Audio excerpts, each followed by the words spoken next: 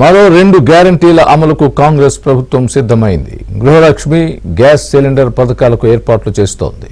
ఈ 2 పథకాల అమలుపై కూడా ఇప్పటికే కసరత్తు పూర్తి చేసిన రేవంత్ సర్కార్ వాటి అమలుకు రంగం సిద్ధం చేస్తోంది.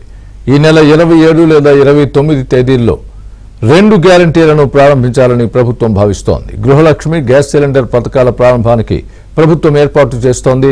దీనిపై మంత్రివర్గ ఉపసంఘంతో సీఎం రేవంత్ రెడ్డి ఇప్పటికే సమీక్ష నిర్వహించారు.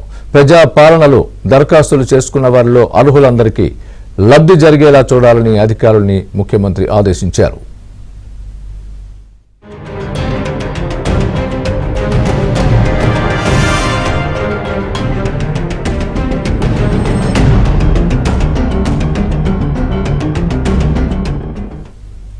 ఇదే అంశానికి సంబంధించి పూర్తి అప్డేట్ మా ప్రతినిధి సిద్ధార్థ్ లైవ్ లో పూర్తి అప్డేట్ అందిస్తారు. సిద్ధార్థ్, చెప్పండి. తెలంగాణ ప్రభుత్వం, రేవంత్ ప్రభుత్వం త్వరలో మరో 2 పథకాలను ప్రారంభించనున్నట్టుగా మనం చూస్తున్నాం. Breaking news.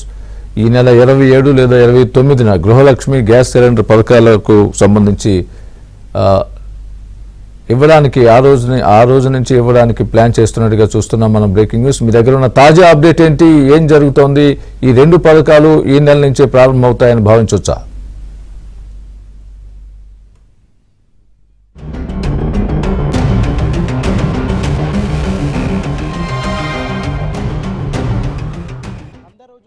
గ్యారెంటీలను ఖచ్చితంగా అమలు చేస్తామన్నటువంటి కాంగ్రెస్ ప్రభుత్వం మరొక 2 గ్యారెంటీ స్కీమ్లను అమలు చేయడానికి సిద్ధమైంది. ఈ నెల 27 నుంచి లేదంటే 29 నుంచి 2 గ్యారెంటీ స్కీమ్లను అమలు చేయడానికి కాంగ్రెస్ ప్రభుత్వం సిద్ధమైంది. గృహజ్యోతిలో భాగంగా 200 యూనిట్లకు లోబడి ఉన్నటువంటి విద్యుత్ వినియోగదారులందరికీ ఫ్రీగా విద్యుత్ ఇచ్చే కార్యక్రమం, దాంతోపాటు 500 రూపాయలకే గ్యాస్ సిలిండర్ ఇద్దామని కాంగ్రెస్ తన మేనిఫెస్టోలో పేర్కొంది. ఈ 2 అంశాలను 27 నుంచి లేదంటే 29 నుంచి మొదలు పెట్టాలని కాంగ్రెస్ భావిస్తూ ఉంది. దీనికి సంబంధించి ఇంతకుముందే సచివాలయంలో కేబినెట్ సబ్ కమిటీ భేటీ అయింది. ఈ సబ్ కమిటీ భేటీలో సీఎం రేవంత్ రెడ్డి కూడా పాల్గొన్నారు.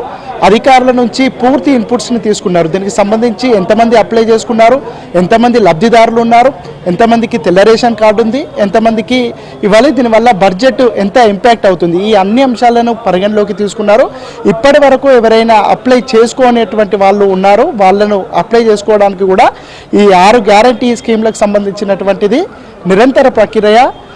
దగ్గరలోని అక్కడ ఉన్నటువంటి ఎంపీడీఓ ఆఫీసుల్లో కానీ తహసీల్దార్ ఆఫీసుల్లో కానీ వెళ్ళి అప్లై చేసుకోవచ్చని కూడా సూచించారు. ఇక ఈ 2 గ్యారంటీ స్కీమ్లకు సంబంధించి ఇప్పటికే తెలంగాణ ప్రభుత్వం 2 గ్యారంటీ స్కీమ్లను అమలు చేస్తూ ఉంది. దానికి చాలా పాజిటివ్ టాక్ వచ్చింది. ఇక వారం లోపే 2 గ్యారంటీ స్కీమ్లను అమలు చేస్తామని నిన్న రేవంత్ రెడ్డి కోస్గి బహిరంగ సభలో ప్రకటించారు. దాంట్లో భాగంగానే ఈరోజు క్యాబినెట్ సబ్ కమిటీ భేటీ అయ్యింది. దీనికి సంబంధించి విధి విధానాలను ఖరారు చేయనుంది. దీనికి సంబంధించి 27 నుంచి లేదంటే 29 నుంచి దీనికి సంబంధించి ఈ ప్రోగ్రామ్స్ లాంచ్ అవుతాయి. ఇప్పటికే గృహజ్యోతికి సంబంధించి 80 లక్షలకు పైగా మంది అప్లై చేసుకున్నారు.